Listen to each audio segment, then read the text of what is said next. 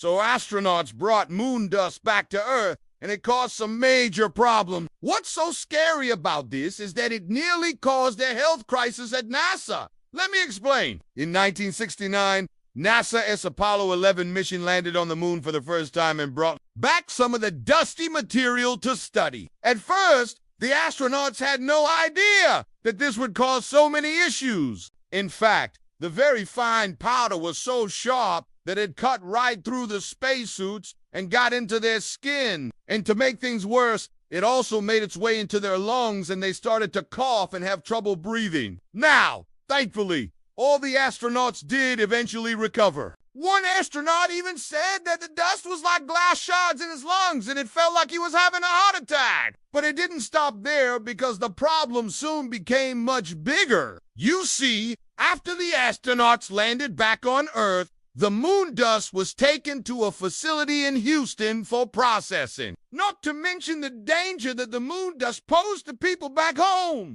And this is where things got really bad because the building wasn't properly sealed. That's because the moon is constantly being bombarded by cosmic rays, which creates a lot of radiation. For example, it made NASA realize just how important it is to keep astronauts safe. And so the wind managed to blow some of the dust out into the street. This meant that people walking by were inhaling the same dangerous dust that had injured the astronaut. Now, thankfully, nobody was seriously hurt. But this event did lead to a lot of changes in safety protocols for future moon missions. I mean, can you imagine if one of them had died on the moon? The whole mission could have ended right there. That's why NASA has spent millions of dollars developing new equipment and procedures to deal with the dust.